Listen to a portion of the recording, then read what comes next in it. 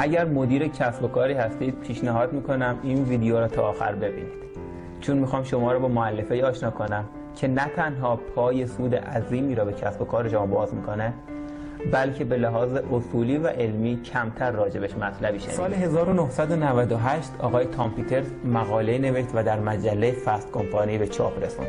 عنوان مقاله ایشون این بود: The brand called you، برندی که شما نام دارید. ایشون در مقالش برای اولین بار به صورت رسمی از عبارت برندسازی شخصی صحبت کرد و در مقالش روی دو نکته تاکید کرد. یک، همه انسان‌ها در هر سطحی از زندگی شخصی و شغلی که باشن دارای برند هستند، دارای برند خودشون.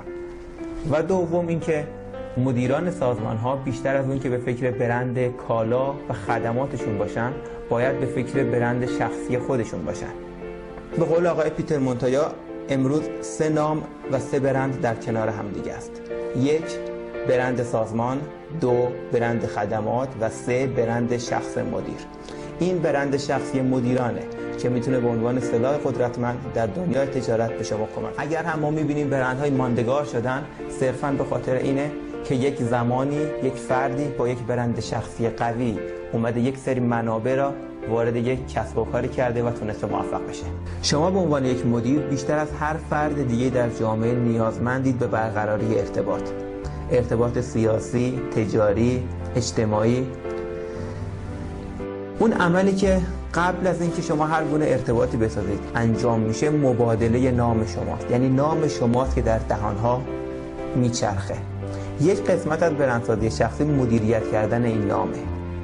یعنی چگونه هوشمندانه این انتقال و مبادله نام را مدیریت کنیم که همزمان با مبادله نام شما یک سری مؤلفه های دیگه به صورت نامشهود انتقال پیدا کنه و باعث بشه مخاطبین شما راجع شما به درستی قضاوت کنن و همچنین کار را به جای برسونیم که از یک مرحله به بعد فقط همون نام کار بکنه و شما کمتر بخواید کار بکنید. در حالی که غالب ما مدیرا دوست داریم توسط افراد دیگه انتخاب بشیم، پیشنهاد همکاری یا سرمایه‌گذاری دریافت کنیم، اکثر مدیرا راجع به برند شخصی خودشون فکر و اقدامی انجام نمیدن، چون از تأثیراتش روی کسب و کار خودشون اطلاع ندارن. و این میتونه خوب باشه، چون اگر عده‌ای آگاه بشن و اقدامی انجام بدن، خیلی